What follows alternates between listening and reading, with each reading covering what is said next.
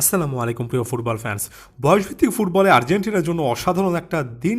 অনূর্ধ্ব-20 south American championship কিংবা Copa আমেরিকাতে ব্রাজিলকে 6-0 গোলে রীতিমতো বিধ্বস্ত করেছেন ক্লাউদিও এচেভেরিরা এবং নিঃসন্দেহে বলা যায় যে এই লেভেলের ফুটবলে আর্জেন্টিনার ঐতিহাসিক একটা জয়, এটা একেবারে ক্লিয়ারলি বলতে হবে। 6টা গোল, ক্লিয়ার একেবারে ডমিনেশন ছিল ব্রাজিলকে।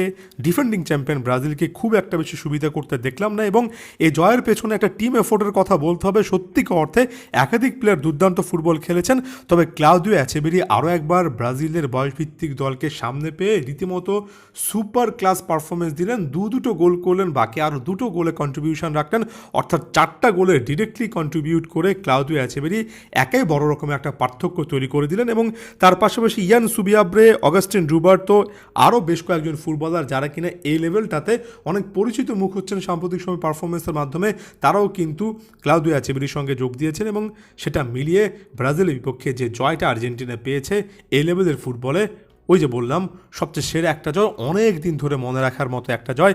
এখানে শুধুমাত্র গোলের সংখ্যাটার কথা বলছি না, যে পরিমাণ চান্সেস আর্জেন্টিনা ক্রিয়েট করেছে এবং যেভাবে আসলে প্রত্যেকটা ডিপার্টমেন্টে, কি ডিফেন্স বলেন, মিডফিল্ড বলেন, ফাইনাল থার্ড বলেন, একেবারে ক্লিয়ার কাট ডমিনেশন দেখিয়েছে।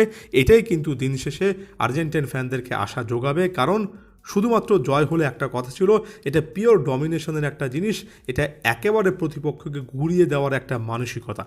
জিনিসটা শুরু করেছিলেন ইয়ান সুবিয়াব্রে। ম্যাচের 6ষ্ঠ মিনিটে একটা গোল পেয়েছেন, যে গোলের পেছনে ভ্যালেন্তিনো অ্যাকুনিয়া নামক ওই ট্যালেন্টেড প্লেয়ারের যথেষ্ট ভূমিকা ছিল, যিনি কিনা রাইট উইং ধরে ড্রিবলিং করে অসাধারণ ড্রিবলিংয়ের মাধ্যমে ডি বক্সে ঢুকেছেন এবং সেখান থেকে ইয়ান সুবিয়াব্রেকে যে জায়গায় বল দিয়েছেন ওয়ান টাচ ফিনিশিংয়ে, তিনি আরও একবার তার কিন্তু প্রতিবাদ জানান দিয়েছেন। তারপরের ঠিক 5 মিনিটের মধ্যে আর্জেন্টিনা আরও দুটো গোল পায় এবং সেখানে একেবারে ক্লাউদিও এচেভেরির নামটা লেখা আছে। এচেভেরি তার প্রথম যে গোলটা করেছেন ডি বক্সের মধ্যে দারুণভাবে ঢুকেছেন এবং সে ঢোকার পরে একটা অসাধারণ ড্রিবলিংয়ের মাধ্যমে প্রতিপক্ষ ডিফেন্ডারকে বোকা বানিয়ে বা পায়ের শট নিয়েছেন।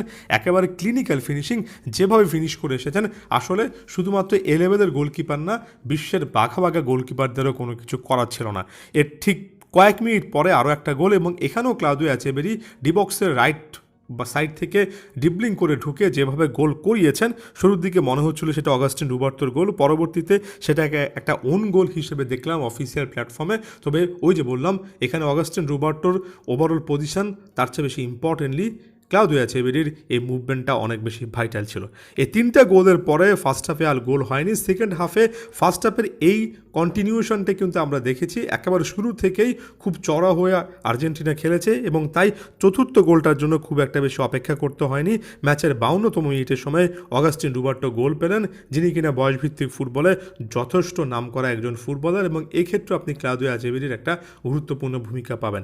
ম্যাচের 54তম মিনিটের সময় এচেভেরি এবার ডিবক্সের বাইরে থেকে দুর্দান্ত একটা প্লেসমেন্টের মাধ্যমে পারফেক্ট প্রেসাইজ একটা শটের মাধ্যমে গোল করলেন এবং ম্যাচটা আসলে সেখানেই শেষ। 5টা গোল হয়ে যাওয়ার পরে 78তম মিনিটের সময় আবার হিদালগো একটা গোল পেয়েছেন এবং সেই গোলের মাধ্যমে একেবারে আধা ডজন গোলের যে একটা অন্য রকমের তৃপ্তি, সেটা পূর্ণ করেছেন। পুরো ম্যাচে যদি আপনি দেখেন, প্রায় 63% টাইম আর্জেন্টিনার কাছে বল ছিল, যদিও ব্রাজিল 9টার মতো শট নিয়েছে, তবে খুব একটা বেশি সেখানে সুবিধা করতে পারেনি, কারণ মাত্র 2টো শট অন টার্গেট ছিল। অন্যদিকে আর্জেন্টিনা এর পাশাপাশিও বেশ কয়েকটা সুযোগ তৈরি করেছে এবং শুধুমাত্র এচেভেরির কথা বলছি না, এর পাশাপাশি আরও বেশ কয়েকজন ফুটবলারের কথা অলরেডি তো উঠে এসেছে। এটার বাইরেও ভ্যালেন্তিনো অ্যাকুনিয়া মিডফিল্ডে যে পারফরমেন্সটা দিয়েছেন, সেটার কথা আলাদা করে মনে রাখতে হবে।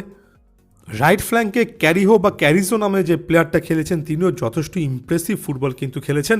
এর পাশাপাশি ডিফেন্সে ফুল ব্যাকদেরকে হুলিও সোলের এবং রাইট ব্যাক পজিশনে খেলা গোরসিতোকেও খুব ভালো খেলতে দেখা গিয়েছে এবং সব মিলে ওই যে বললাম একটা টিম এফোর্ট ছিল।